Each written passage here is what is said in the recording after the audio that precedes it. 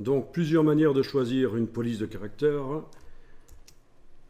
Bêtement en cliquant là et en faisant jouer les flèches haut et bas. Ou alors, dans le menu.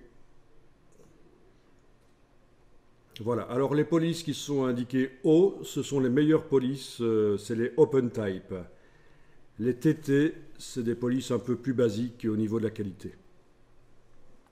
Les OpenType, par exemple, il y a plein de caractères spéciaux qui sont dans les OpenType. Également, suivant la taille à laquelle vous les utilisez, le dessin de la police va changer pour augmenter la lisibilité. Donc, suivant que j'utilise la police pour un gros titre ou pour un paragraphe, le dessin des lettres va être différent. Donc, c'est vraiment le haut de gamme, le OpenType.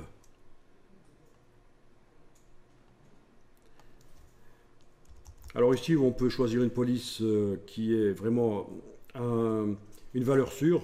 Si vous tapez ici Adobe Garamond, allez-y, tapez Adobe Garamond, vous devriez trouver le Adobe Garamond Pro Regular, qui est livré avec les logiciels Adobe. Oui, il y a un truc un peu vicieux à propos de Adobe, c'est que si vous avez Adobe depuis longtemps, vous avez les anciennes versions CS6, il a installé sur votre ordinateur des polices que maintenant il n'installe plus en fait. Si vous achetez pour la première fois Adobe, la Creative Cloud, par rapport à moi, vous allez peut-être avoir moins de polices parce que moi j'ai hérité de polices d'anciennes versions CS6.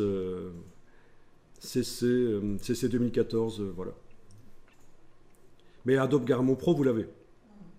Voilà. Et vous avez une variante de graisse ici, régular, ou alors italique, bold, bold italique. Évidemment, pour un long paragraphe, on va absolument éviter de mettre de l'italique, c'est illisible.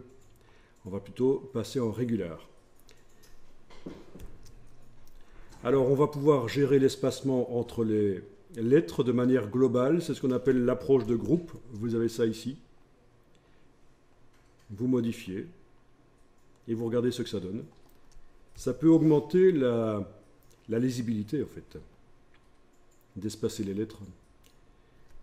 Vous n'êtes pas obligé de passer de 10 en 10. Hein. Vous pouvez, par exemple, entre ici le 10 et le 20, je peux faire une valeur intermédiaire, 15 par exemple. Touche tabulation pour valider et voilà. Donc ça, c'est l'approche globale de l'espacement entre les lettres. Et en plus de ça, entre chaque lettre, le calcul optique se fait.